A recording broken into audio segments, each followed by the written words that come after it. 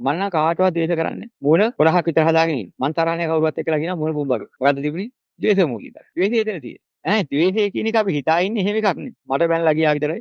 මං නම් බැන්නෙත් නෑ. මං තරහ වෙන්නේ නෑ. මගේ ද්වේෂයක් නෑ කියලාට. යාදන්නේ මොකද? දූෂිතයි. Tamante වෙච්ච පාඩුවක් දැකලා දැන් ඉතින් මූණ පිළි කරගෙන ඉන්නේ. දැන් මොකද වෙලා තියෙන්නේ? අපි දන්නේ නැතුව ද්වේෂය ඇසුරු කරනවා. මෙන්න අපි දෙවෙනි ඇසුරක් හැදෙනවා දුක් කරදර දෙක. 1000 ගින්නක් ඇති කරන. ශෝකේ, සංවේගයේ ඔක්කොම ඇති. කවුරු හරි මලා ගෙදර ඉන්න කෙනෙක්. ඉතින් පෙරලි පෙරලි යනවා. ආගමම කියන්නේ මම අවල් භාවනාපන්ති විස්තර කාලයක් තියා. කතා කරන්න ගියොත් එහෙම වේරින්න හම්බෙන්නේ භාවනා විග්‍රහ කරලා. හැබැයි අම්මා මලා තාත්තා මලා සහෝදරයා මලා දරුවා මලා භාර්යාව මලා ස්වාමි පුරුෂයා මලා දැනගත්තොත් එහෙම කොළොවේ පස්කා. විචිත් හැබැයි දේශේ පලාත ගන්න නැති ඉතින් කතා කරනවා. මේ ද්වේෂය කියලා අපි හිතා ඉන්නේ ඒක. මේ කාට හරි ගහනවා නම් බයිනවා නම් නීති කරනවා නම් ඒක ද්වේෂය කිය. අපි තුල ඇතිවෙනා යම් දුම්නසක් ඇති. ඒ සියලුම දුම්නස් වෙනකොට ඒ ඔක්කොම ද්වේෂ කියන එකට වැටෙනවා. ඕකට නොවැටෙන එකක් තියෙනවා. ඒ දුම්නස් අතර. යම් කිසි භික්ෂුන් වහන්සේ නම අනේ මම කවදානම් අරිහත් ඵලයට පත්වන්නද?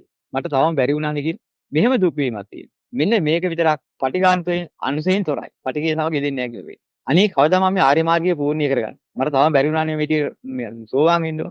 එහෙනම් දුකක් ඇති වෙනවා. මෙන්න මේ කියන්නා දුක අයිති නැහැ. ඔය කියන ද්වේෂයට අනික් සියල්ලම ලෝකේ පැවැත්මක් අල්ලගෙන ඉන්නේ ඔක්කොමයි. ආයක නැවැත්මට තියෙන ආසාව. නැවැත්මට තියෙන ආසාව රාගයටයි තියෙන්නේ. මේ නැවැත්ම හේවත් නිවනට තිබෙන්නා වූ ලබා ගන්න බැරුණානේ මට තාම ඇති වෙනා වූ දුක් වීම ද්වේෂයටයි තියෙන්නේ. ඔය ටික ඇරෙන්න.